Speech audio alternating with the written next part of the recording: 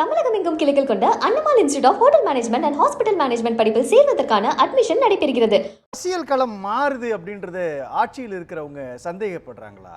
TV show அதுக்கு வருவோம். அதுக்கு முன்னாடி முக்கியமான ஒரு விஷயம் என்னென்னா, இதில் காவல்துறை, அதாவது தமிழ்நாடு அரசு வேணுனே தடைப்படுதா, அதுக்கான முயற்சிகளை பண்ணுதா அப்படிங்கிறதுக்கான விஷயம் பார்த்தா, எந்த ஒரு மாநாடாக இருந்தாலும் எந்த கட்சி நடத்தினாலும் அதுக்கான நிபந்தனைகள் கூட குறைச்சி வரும்.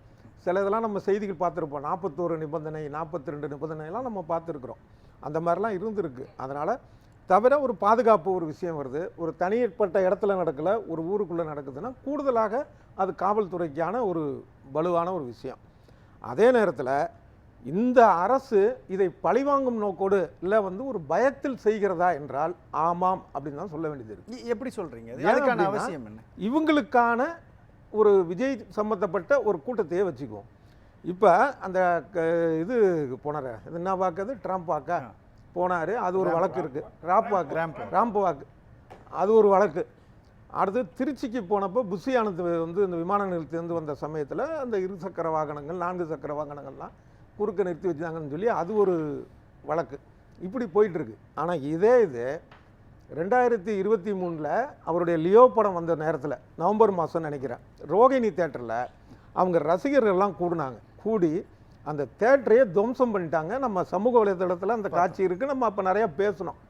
ஒரு கலவரம்னா கலவரம், அப்படி ஒரு கலவரம். நல்ல வேலையாக உயிர் பலி ஏற்படலை, அவ்வளோதான். கடைசியில் அத்தனைக்கும் அங்கே 2 எதிர்த்தரப்பு அப்படிங்கிறலாம் இல்லை, எல்லாம் விஜய் ரசிகர்கள் தான். இதுக்கு முன்னால் பார்த்தீங்கன்னா ஒரு காம்ப்ளெக்ஸ் தேட்டரில் அஜித் படமும் விஜய் படமும் அங்கே அடிச்சுக்குவாங்க. கடலூர்கிட்ட ஒரு கொலையே நடந்தது. விஜய் ரசிகர் அஜித் ரசிகரை அந்த ஒரு பேச்சு முத்தி கத்தியால் குத்தி அவன் செத்து போனது. இதெல்லாம் ஒரு பக்கம். அவங்க ரசிகர்கள் மட்டுமே இருந்த இடத்துலையே அப்படி நடந்திருக்கு. ஆனால் அப்படிப்பட்ட ஒரு கூட்டத்துக்கு இவ்வளோ நிபந்தனைகள் தேவைதான். ஆனால் அந்த விஷயம் இருக்குல்ல, ரோகிணி தேட்டர் விஷயம், அதில் போலீஸு தமிழ்நாடு அரசு கண்டுக்கவே இல்லை. அப்போ அதுக்கப்புறம் ஒரு கேஸ் நடக்குது ஆர்எஸ்எஸ் கூட்டத்துக்கான அனுமதிக்காக. அப்போ நீதிபதி சொல்கிறாரு அவராகவே, இப்போ சமீபத்தில் பார்த்தீங்கன்னா விஜய் ரசிகர்களுடைய பிரச்சனை நடந்தது, காவல்துறை அதில் சரியாக அதாவது வேற ஒரு வழக்குக்காக போகும்போது நீதிபதி இதை குறிப்பிடும் அளவுக்கு அங்கே நடந்திருக்கு கலவரம். அதுக்கு காவல்துறை தரப்பில் என்ன தெரியுமா சொன்னாங்க, ஒரே அங்கே நம்ம நடவடிக்கை எடுத்தோம்னா வேணுனே எடுத்தோம்னா ஆயிரும். இது ஒரு காரணமாக அது. இப்போ ஒரு வீட்டில் ஒரு கலவரம் நடக்குதுன்னா கூட போலீஸ் கேட்குதில்ல என்ன அதுன்னு தகவல் தெரிஞ்சு. அடுத்தது இன்னொருதுன்னா, ஒரு சிக்கலான ஒரு சூழலில் ஒரு 10 பேருக்கு மேலே ஒரு இடத்துல கூடி இருந்தால் ஒரு போலீஸ் கான்ஸ்டபிள் விசாரிப்பால் என்ன பண்ணிக்கிறீங்கம்மாண்ணே. அங்கே அவ்வளோ பெரிய இது எப்போனா 2008 இதே திமுக ஆட்சியில் கருணாநிதி முதல்வராக இருந்தபோது சென்னை உயர்நீதிமன்றத்தில் மாணவர்கள் 2 பேர் தரப்புகளை பிரச்சனை. அப்போ உள்ள நுழையிறதுக்கு வேண்டான்ட்டு போலீஸ் வேடிக்கை பார்த்துச்சு. அது மிகப்பெரிய ஒரு விமர்சனமாச்சு. அந்த மாதிரி நீ எப்படியோ ஒளி அப்படின்னு இருந்தாங்க ரோகிணி தேட்டரில். ஏன்னா அப்போ விஜய் ஒரு கடுமையான திமுக எதிர்ப்புங்கிறத எடுக்கலை. ஒருவேளை நம்ம பக்கம் வந்தாலும் வருவார் அப்படின்ட்டு இந்த அரசு நினச்சிருக்கும். அதனால் காவல்துறையிட்ட ஏதோ ஒன்று விட்டுருப்பா அப்படின்ட்டு நீதிமன்றத்திலே சொல்லுது போலீஸ் துறை, இல்லை நாங்கள் போனோம்னா தப்பாக நினச்சிருக்கோம். நீங்கள் சொல்கிறது இப்போ தொடர்ந்து வழக்கு புரியுது. நீங்கள் ஒரு தனியார் திரையரங்கத்தில் நடந்த நிகழ்வுன்றது ரசிகர் மனநிலையில் என்ன நடக்கும்னு அன்எக்ஸ்பெக்டடாக நடக்கக்கூடிய ஒரு விஷயம். ஆனால் ஒரு கட்சியினுடைய கூட்டம் அப்படின்றப்போ எத்தனை பேர் வருவாங்கன்னு எதிர்பார்க்கப்படுகிறது, எப்படி அது திட்டமிடலோடு நடக்குது. ஒரு மாநாடு நடத்துகிறாங்கன்னா ரேம்ப் வாக்கு எப்படி இருக்கும், ஸ்டேஜ் எங்கே உட்காரணும், கொடி எங்கே ஏற்றணும், எங்கே போய் உட்கார, இதெல்லாம் திட்டமிட்டு ஒரு பிளான்டு தானே. அப்படித்தானே அவங்க ஒரு கட்சியினுடைய நிர்வாகிகள்லாம் சேர்ந்து இந்த இடத்துல விஜய் வருவார், இங்கே நிற்பார், இங்கே பேசுவார், இங்கேருந்து கடந்து போயிடுவார், அடுத்த பாயிண்ட் இதுன்னு சொல்லி ஒரு திட்டமிடல் இருக்கும் இல்லையா. இந்த திட்டமிடலை ஒரு ரசிகர்களோடு ஒப்பிட்டு பேசுறதுன்றதும் அதற்காகத்தான் இந்த கட்டுப்பாடுகள் அதிகப்படுத்தப்படுறதுன்னு பார்க்குறது சரியாக இருக்குமா?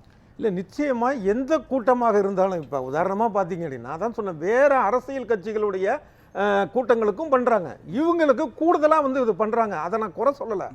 ஆனால் இந்த அரசுக்கு என்ன நோக்கம் இருக்குன்னா, அந்த கட்சியில் கூடுறவங்களுக்கான பாதுகாப்போ இல்லை மற்றவங்க பாதுகாப்போ விஷயம் இல்லை. ஏன் அதே ரோகிணி தேட்டரில் அங்கே அடிச்சுக்கிட்டவங்க ரோட்டில் அடித்து பொதுமக்கள் 2 பேர் செத்து இருந்தா அப்போ கவலைப்படலையே. அப்போ இவங்க நோக்கம் பழிவாங்கிறதாக இருக்கிறது அப்படிங்கிறது தான் விஷயமே தவிர, அதுதான் விஜய் ரசிகர்கள் ரொம்ப அடக்க ஒடுக்கமானங்கன்னு சொல்லவில்லை. அந்த கட்டுப்பாடு எல்லா கட்சியிலுமே இருப்பாங்கல்ல. முதலமைச்சர் ஸ்டாலின் நீண்ட காலம் தமிழ்நாட்டினுடைய அரசியல் இருக்கிறாரு, கட்சியினுடைய மூத்த நிர்வாகியா இருக்கிறாரு. அவர் ரோட்ல நடந்து போறாருன்னா அவரை பார்க்கறது திமுகவுடைய தொண்டர்கள் வரதானே செய்வாங்க. அப்படிப்பட்ட ஒரு நிகழ்வா கூட இதை பார்க்கலாம் இல்லையா? ஒரு தொண்டன் அவனுடைய தலைவனை பார்க்கிறதுக்கு வர்றதுன்றது இயல்பான ஒரு உணர்ச்சி தானே.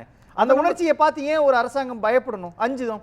அது ஒரு விஷயம் சொல்கிறேன். என்னன்னா நிச்சயமாக திமுக இந்த விஜயை பார்த்த ஒரு அச்சம் இருக்குது. அந்த அச்சம் என்னன்னா, விஜய் சொன்னார்ல மாநாட்டில், மதுரை மேற்கு விஜய், மதுரை தெற்கு விஜய், மதுரை கிழக்கு விஜய்னு சொல்லி 200 தான், கிழக்கு மேற்கு வடகிழக்கு தென்கிழக்கு அது போகுது. 234 இவரே நிற்கிறாரு. இல்லை இவர் கட்சி மட்டுமே தனித்து நின்றாலோ இல்லை கூட்டணி எதுவும் போய் சேருமெல்லாம் ஜெயிக்கிறதுக்கு வாய்ப்பு இல்லைங்கிறது திமுகவுக்கு தெரியும். ஆனால் என்ன பயப்படுறாங்கன்னா, அந்த வாக்கு அவர் வாங்கக்கூடிய ஒரு குறைஞ்சபட்ச வாக்காகவே இருக்கட்டும், அந்த வாக்கு நம்மகிட்டேருந்து பிரியுமா இல்லை அந்த பக்கத்துலேருந்து பிரியுமா, நமக்கு சாதகமா இல்லையா, நம்ம தேர்தல் முறை அப்படி ப்ரெடிக்ட் பண்ண முடியல, அதாவது கணிக்க முடியல. ஆமா, அதாவது ஒரு ஓட்டுல வந்து வெற்றி தோல்விங்கிறது மாறுறத நம்ம செய்திகளில் பார்க்குறோம், நடந்திருக்கு வரலாறு. அப்படிங்கிறப்ப ஒரு தொகுதிக்கு ஒரு 2000 ஓட்டை வாங்குறணும் இப்போ ஒரு பேச்சுக்கு எதுனா, அந்த 2000 ஓட்டில் வந்து இந்த வெற்றி வித்தியாசம் 1000 இருந்துச்சுன்னா அப்போ இவர் இல்லைன்னா நம்ம ஜெயிச்சிருக்கலாமோங்கிற எண்ணம் வரல. அந்த மாதிரி நடந்திருக்குது ஏற்கனவே. ஏன் இப்போ கமலுக்கு வந்து பார்த்தீங்கன்னா இப்போ விஜய் அளவுக்கு செல்வாக்கு இல்லைங்கிற மாதிரியான ஒரு தோற்றம் இருக்குது. எந்த அளவுக்குங்கிறது தேர்தலுக்கு அப்புறம் தான் தெரியும் விஜய். ஆனால் அவருடைய கட்சி போட்டிட்டு தொகுதிகளில் வெற்றி தோல்விங்கிறது வந்து பாதிக்கப்பட்டதும் உண்டு. அதே போல் டிடிவி தனியாக இது பண்ணதுனால கிட்டத்தட்ட வந்து பார்த்தீங்கன்னா 21-22 தொகுதிகளில் வெற்றி தோல்வி மாறிச்சு. இப்படி நான் இங்கே உள்ள தேர்தல் முறையில் ஒவ்வொரு ஓட்டும் அவசியம். அதனால் விஜய் வந்து ஆட்சிக்கு வந்துடுவாருங்கிற பயம்லாம் திமுகவுக்கு இல்லை.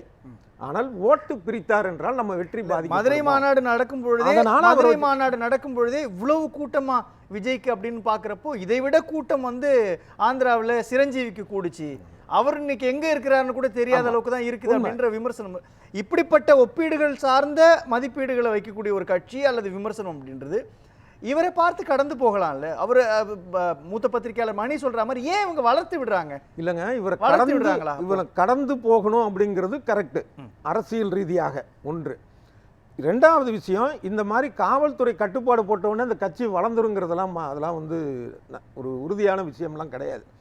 அதே நேரத்தில் இந்த காவல்துறை கட்டுப்பாடு சரின்னு தான் சொல்கிறேன். இந்த சரியை நீங்கள் ஏன் ஏற்கனவே எடுக்கலன்னு தான் நான் சொல்கிறேன். அப்போ அதுக்குள்ளே அரசியல் இருக்குது. நான் இந்த எடுத்ததை நான் தவறு சொல்ல வரல. இதே போல் எல்லா கட்சிக்கும் செய்யணும், இவங்க கட்சிக்கும் ஏற்கனவே பண்ணியிருக்கணும். அப்போ கட்சி கூட அங்கதான் ஒரு காவல்துறைக்கு லாஜிக்கா ஒரு புள்ளி வரும் இல்லையா? தாவேகாவினுடைய முதல் மாநாடே வெற்றிகரமா நடத்தி முடிச்சுட்டாங்க. 2வது மாநாடு மதுரையில் நடக்கிறப்போ ஒரு கொடி கம்பம் கீழே விழுந்து ஒரு கார் பெரிய சேதம் அடையுது. அந்த இடத்துல உயிர் இருந்திருந்தா மிகப்பெரிய ஒரு கொடி கம்பத்தை நட முடியாத அளவுக்கு ஒரு நிர்வாக கட்டமைப்பு ஒரு கட்சிக்குள்ள இருக்கும் பொழுது அந்த கட்சியை நம்பி எப்படி ரோட் ஷோ நடத்துறதுக்கு விடுவாங்க அல்லது மாநாடு நடத்துறதுக்கு? அதான் சொல்றேன், அந்த அச்சத்தினுடைய அடிப்படையில் கூட இருக்குல்ல. ஒண்ணு. இன்னொன்னு என்னன்னா, அந்த கூட்டம் சொன்னீங்கல்ல, இவ்வளவு கூட்டம் கூடுது இவ்வளவு கூடுது அப்படின்ட்டுன்னு. இப்ப சமீபத்தில் 2-3 மாசம் முன்னாடி கொச்சின்ல அந்த மாதிரி திடீர்னு ஒரு பெரிய கூட்டம் என்னன்னா லட்சக்கணக்கிலே வந்துருச்சான். திடீர்னு எதிர்பாராமே லட்சக்கணக்கான, அதுவும் கேரளாவில் ஆச்சரியம் தான் அது. ஒரு நடிகை வந்து கடை திறக்க வந்திருக்காங்க, அதான் மேட்ரு. இப்போ அதே மாதிரி அந்த நடிகை பேர் தெரியல. அதே மாதிரி திருப்பூரில் வந்து நயன்தாரா ஒரு தடவை போனப்போ அந்த மாதிரி கூட்டம் வந்துச்சு, நமக்கு தெரியும்.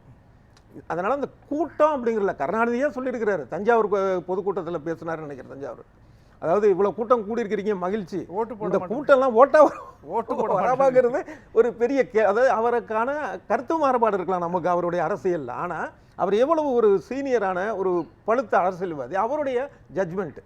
அப்படிங்கிறப்ப ஒரு இடத்துல கூட்டம் வருது அப்படிங்கிறனால மட்டுமே இந்த கூட்டத்தில் வரவங்க எல்லாம் போய் விஜய்க்கு குத்திட்டு வந்துடுவான் அப்படிங்கிறதெல்லாம் கிடையாது. இது திமுகவுக்கும் தெரியும்.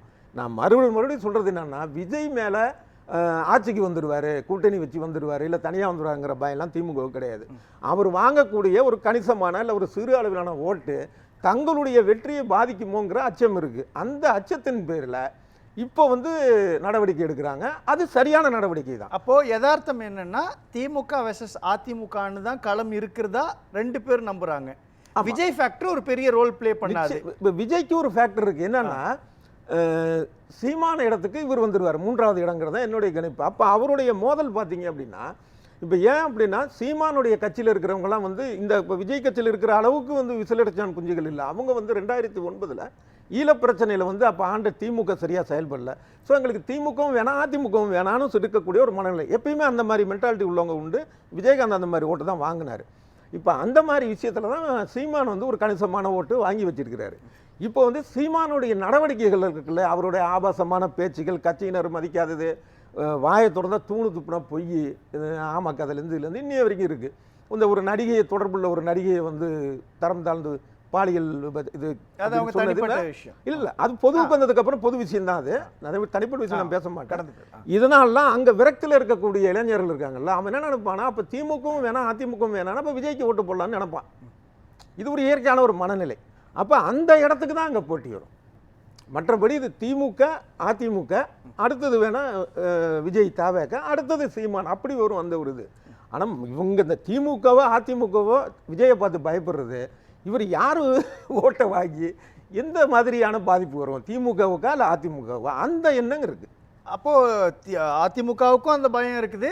நாம் தமிழர் கட்சி சீமான் தொடர்ச்சியா விமர்சிச்சு இன்னைக்கு கூட விமர்சிக்கக்கூடிய ஒரு ஆமா. போக்கு, இந்த அச்சம் தான் அவங்க எல்லாருக்குமே இருக்கு. ஆமாம், இப்போ விஜயை பார்த்தீங்கன்னா சீமானோட சொல்கிறேன், சீமானை பற்றின எந்த ஒரு இதுவுமே விமர்சனம் அவர் வைக்கல. அதாவது எதிர்மறைன்னு இல்லை, விஜயை வந்து என் தம்பி என்னை கூப்பிடுவார், நாங்கள் ஒன்றா போராடுவோம், இப்படிலாம் பேசினார் சீமான் தொடக்கத்தில். சீமான் வந்து இப்படியும் பேசுவார் அப்படியும் பேசுவார், அதை விடுங்க. ஆனால் அப்படி பாராட்டி இவர் சாப்பிட்டா பேசுனதுக்கு அப்புறமும் கூட, அதாவது ஒரு தடவை இவர் வந்து எங்கள் வழிகாட்டிகள் 5 பேரில் ஒருத்தர் பெரியாருன்னு சொல்லிட்டாரு விஜய், அதுக்கப்புறம் கூட விஜய் வந்து அழைச்சி பேசினார், இதை அழைப்பதாக பேசினார் சீமான், அதுக்கே அவர் பதில் சொல்லலை.